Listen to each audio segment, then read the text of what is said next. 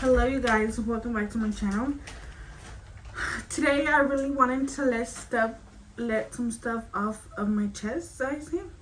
So I'm gonna be doing a little story time, like behind the scenes vibes of like my labor and delivery vlog. I know I explained a little bit to you guys, but I really wanted to go in depth on the situation because I feel like it can help a lot of other women out there that are gonna be like either first time moms or don't know how things work at the hospital, and just so that you can advocate for yourself,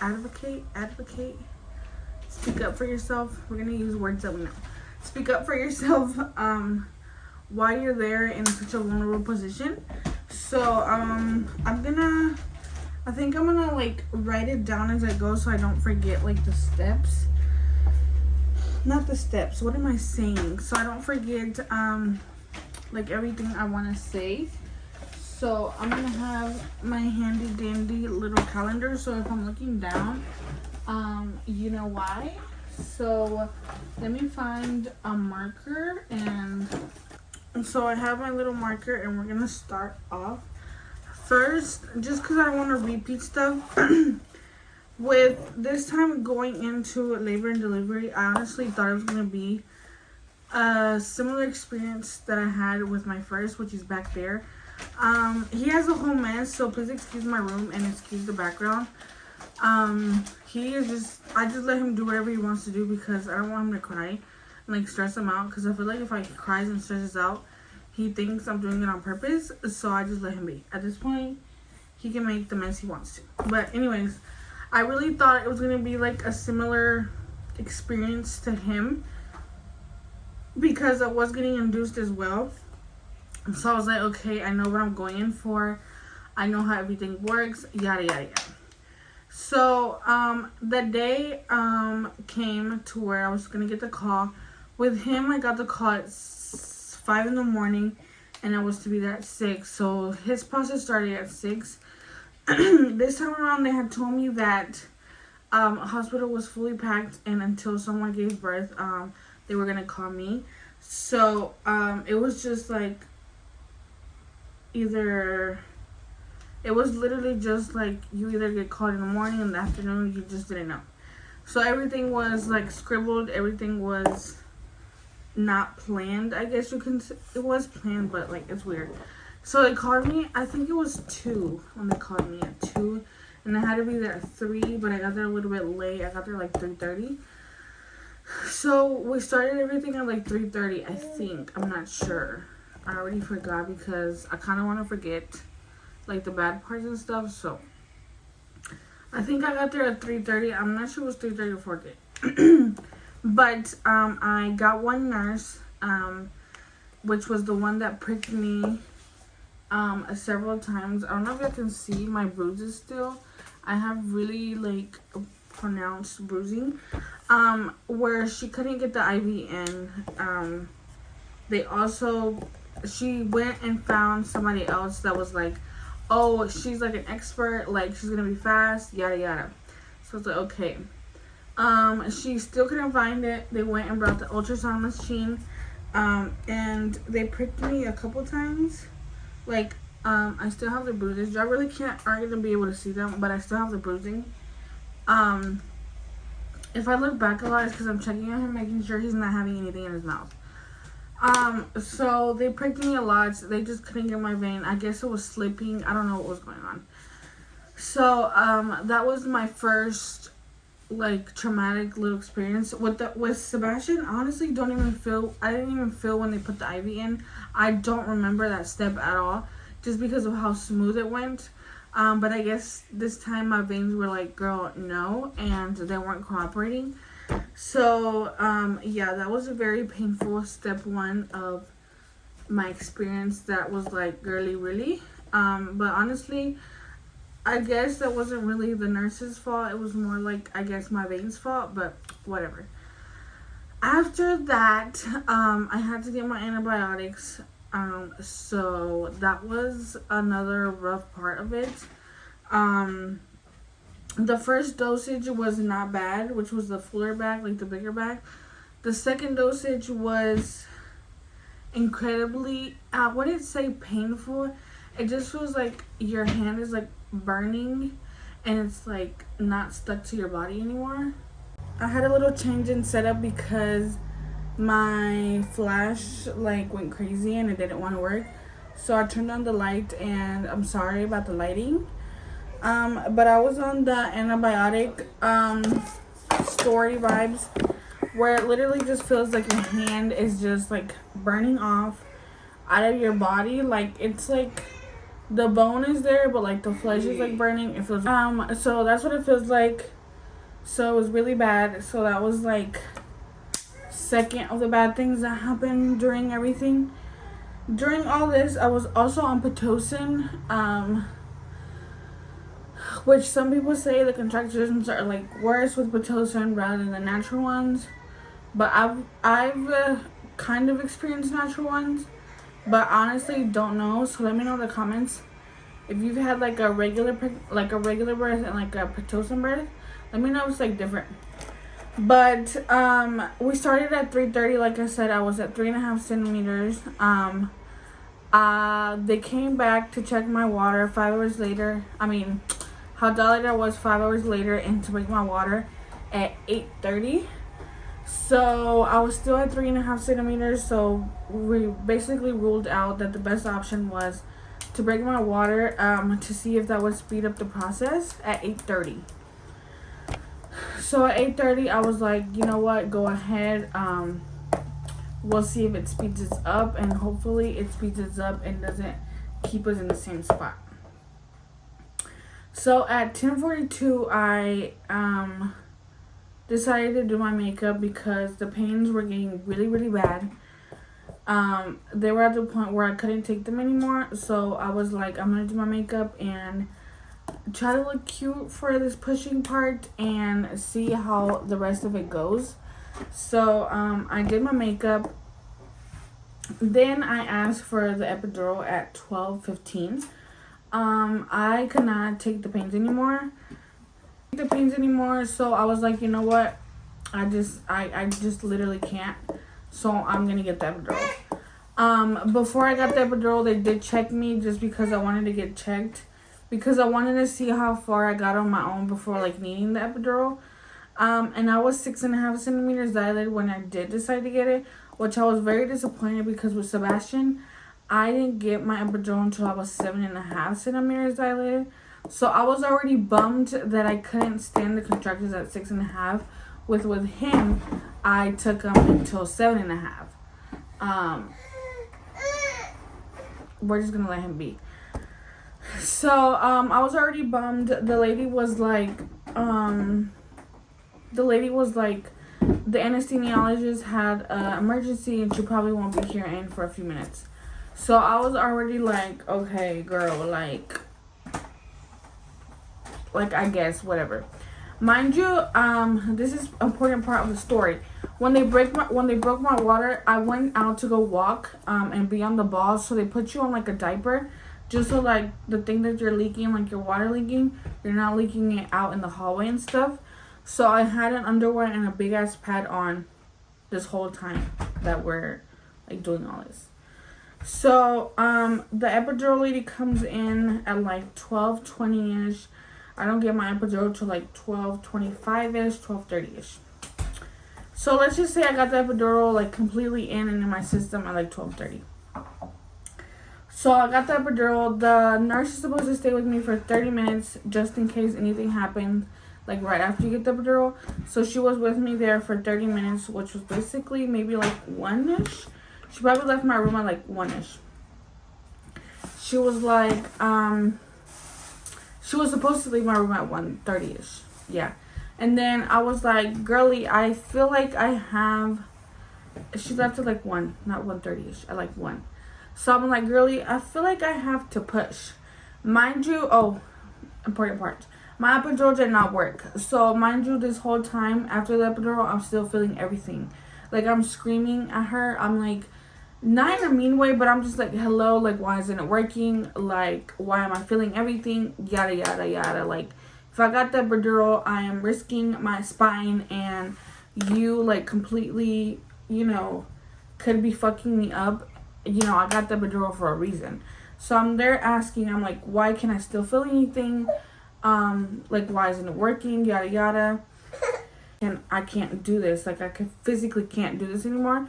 And I just was not having it because my epidural wasn't working.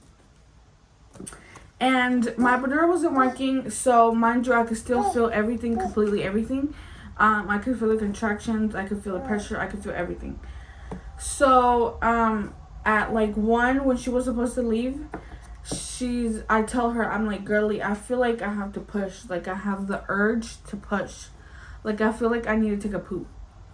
And she's like, no, like, she's just basically telling me, like, no, like, basically trying to tell me that I don't know what I'm feeling, when I literally told her that that the epidural didn't work. So I feel everything.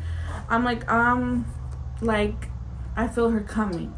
And mind you, when I asked her why my epidural wasn't working, she literally was like, maybe the baby's coming, like, descending down already, fast, to where the epidural can't, like, catch up, I guess. I don't know how she explained it.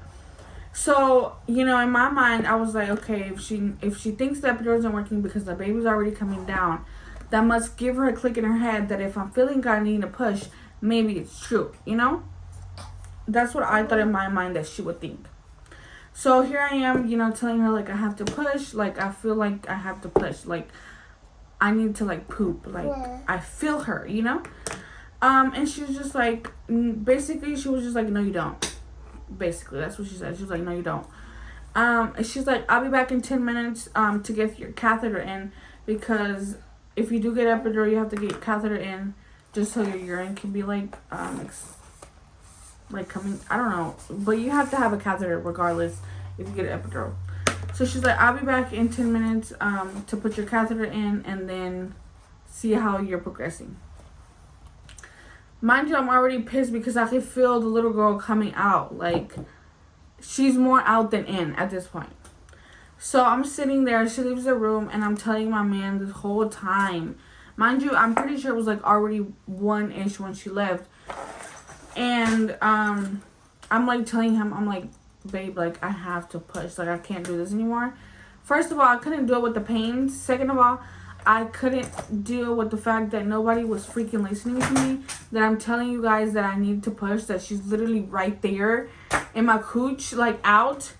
Nobody was believing me. And I was also very angry at him because he didn't believe me either. But, like, the professionals didn't believe me. So how was he, like, gonna believe me? If that makes sense? But we got into, that's a different story because, like, how are you not gonna believe me?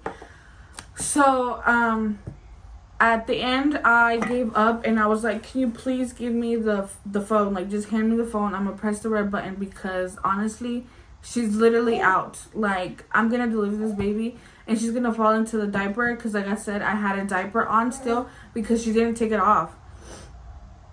So I was like, please, like, just hand me the phone. I'm just gonna, like, I'm like gonna scream for them to come in here. So basically, I literally told him, I'm like, the baby's literally out. Like, my baby's literally coming. Then one of the nurses, like, a lot of nurses run in because I guess there's supposed to be a lot of nurses in the room and everyone's, like, running in. One of the nurses checks me. She takes my underwear. She didn't even take it off, first of all. She just, like, peeked in it. She just peeked her hand in it and checked. She's like, you're complete, but you can wait. I'm like, what do you mean you can wait? This baby's gonna pop out. My mom was outside at the moment because she was taking care of Sales and he was asleep and I was screaming. So we did not want him to wake up. So she was out in the little, like, waiting area, which was literally outside my door. And all the nurses run in and my mom was, like, telling me, she's like, I was like, what the hell is going on? She's like, until I heard the baby's coming. And then she was like, okay. Well, she waited until everybody came in. And then she was like, my mom and Sales were the last people to make it in the room. And mind you, I don't know where the frick my nurse was because she didn't even check me. So she told me, she basically was like, you're complete, but you're not ready. Like, basically saying that the baby can make it a little bit lower before I can start pushing. I don't know what meant she said. So, my mom came in. Like I said, she was the last one to come in. And I was like, I can't take the contractions. Like, I was about to ask for another dosage because you can press, like, the button and get more dosages. And I was like, give me another dose. I was telling my man, I'm like, give it to me now because I can't. And plus, these people aren't believing me that she's coming, so I'm probably going to be here for another minute. So then my mom was like, no, like, don't put another dosage. Like, you're going to literally, like, be numb by the time you get out of here pressing so many times. And she was literally like, the head is, like, right there. She's, like, about to pop out. So I feel like by the time that they took my underwear off, the baby was, like, already out. And then by the time that I put my legs on the little thing, mind you, they didn't set up anything. I know with Sebas, they took, like, the little bottom half of the bed off. They took it all off. And then you have your legs so that the doctor completely catches the baby in your lap, not in the bed. They didn't have time for none of that. They took my diaper off. They literally just put the footstools up, and that was it. They didn't do no other stuff that they did with Sebas. I was just able to put my legs on the footstools, and she literally just slipped right out. I was crying because nobody believed me. And hey, no. And she literally just slipped right out. And they were like, push. Like, girl, the baby's already out. Like, why are you even, like, no. And, I don't, mind you, I don't even remember where the frick my nurse was because she was not freaking paying attention to me. And then besides that, baby made her arrival at 1:19, where I felt relieved in a sense, but at the same time, I didn't feel relieved because, well, I'm about to cry.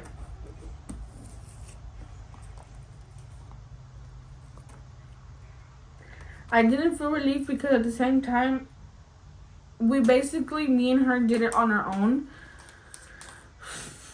Because no one really listened to what I had to say. No one really took account into the fact that I was telling them, like, hey, like, I actually wanted to have, like, a birth that I had with Sebas, where my nurse was there, like, encouraging me. You know, that's what they're there for.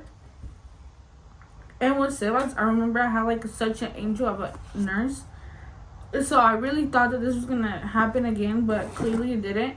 I literally cried my baby out. I didn't push. And she just came into the world. And after she was here, I feel like all the pain and all the negativity kind of went away. But then, like, afterwards, like, I would see her and I was like, wow, like, I really had to go through that to have you here, but I wouldn't want it any other way because that's just how it was supposed to be. But yeah, that was a little bit of the backstory. She was here at 1:19. The doctors were like all like yay, yay, yay, yeehaw, yeehaw, like, you know, but it wasn't all like yeehaw. And then after that, just because my nurse didn't put the catheter in, they did have to go in with like this other thing to get like my urine out of my bladder, which was like a whole different story because, mind you, I didn't have the epidural, so nothing was working. I could feel everything. I thankfully didn't tear at all. With Sebas, I had a second degree tear. With her, I didn't tear at all. With her, I didn't tear at all, which was a plus side, because I feel like if I would have felt them stitching me up, it would have been a whole lot worse. But yeah, that was my little story, you guys. Make sure you guys advocate for yourselves at these hospitals, because some nurses just view us as a paycheck. Like, I have to deliver this baby and that's it. I'm gonna get paid for it. Whether I treat you good or not, I'm gonna get paid. So honestly, make sure you guys advocate for yourself. And yeah, that was literally the point of this video, because honestly, we're such in a vulnerable position, giving birth. Our hoo-ha's out. We're going through hella pain. For those of us that go natural, and for those that get the epidural, sometimes the epidural doesn't work. And, you know, you just have to go with the flow to get, you know. So I really pray for every mommy out there to have a safe labor and delivery. because it's really hard, especially when you have nurses that just view you guys as a number, as a paycheck. I am very thankful for the nurse that I had with Sebastian. She was a little angel. That I can say she was like an actual labor and delivery nurse, someone that's there and understands that you're in a vulnerable position and actually takes care of you. Unlike the nurse that I had this time around, it was one of the worst. But I'm thankful that everything went how it was supposed to go and we're both healthy and safe. So yeah, you guys, make sure you guys advocate for yourself at these hospitals. Make sure you guys are heard. I'm definitely going to do the hospital survey and give them a call because, yeah, someone needs to know about this because we have to speak up one so that the rest of the moms don't have to suffer as much as we did. So yeah, now I have two beautiful bundles of joys, two different experiences, but I wouldn't trade it for the world because we're really healthy and we're healthy and safe and everything went well with both. Although they were very different experiences, some traumatic, some good, but we're here. So you guys, thank you guys so much for watching, and I hope you guys like this video and give it a thumbs up and share this with any pregnant mommy out there. Make sure you guys advocate for yourself, and I hope you guys have a safe labor and delivery if you're pregnant and expecting a little one. So yeah, bye. This bye. Aquí. Bye. Okay, he's into writing, so we're gonna let him write. Bye.